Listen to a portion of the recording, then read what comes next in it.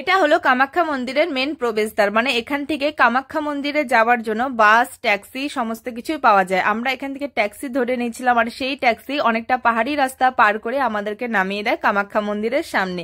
কিছুটা দূরে নামিয়ে দেয়, কারণ ট্যাক্সি থেকে নামার পরেও আরো খানিকটা পথ কিন্তু হেঁটে তারপরে মন্দিরে যেতে হয়।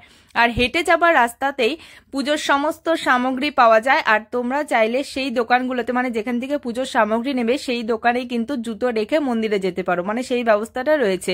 ওরা বিনামূল্যেই রাখে, এটা ওদের কাছে একটা পুণ্যের কাজ। দেখো, এটা হলো কামাখ্যা মন্দিরের মেন গেটটা। আর ওই যে দেখো দেখা যাচ্ছে ভেতরে গেটটা দিয়ে ঢোকার পরে ওইটা হলো মা কামাখ্যার মন্দির এটা।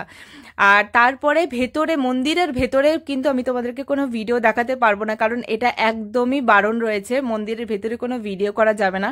কামাখ্যা মন্দিরে কিন্তু এখনো বলি হয়, মানে দেখে না খুব খারাপ লাগছিল। জানি এটা একটা মানদের বিষয়, কিন্তু বলিঘরটা দেখে না আমার খুব খারাপ লাগছিল। এখনো কামাখ্যা মন্দিরে বলি হয়, রীতিমতো আমি নিজে চোখে দেখেছি আজকে গিয়ে যে কতগুলো বলি হয় এক একটা দিনে।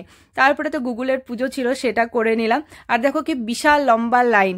আমরা তো পান্ডা ধরে পুজো দিয়েছি, তোমরা চাইলে পান্ডা ধরে নিতে পারো, আর না হলে ভোরবেলা গিয়ে কিন্তু লাইন দাঁড়াতে হয়।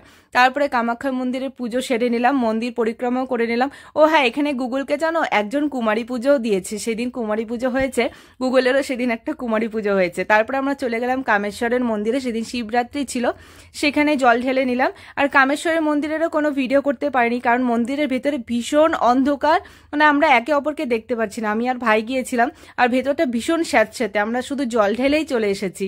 তারপরে কামেশ্বরের মন্দিরে আমরা প্রসাদ খেয়ে নিলাম, তারপরে চলে আসলাম আমাদের হোটেলে।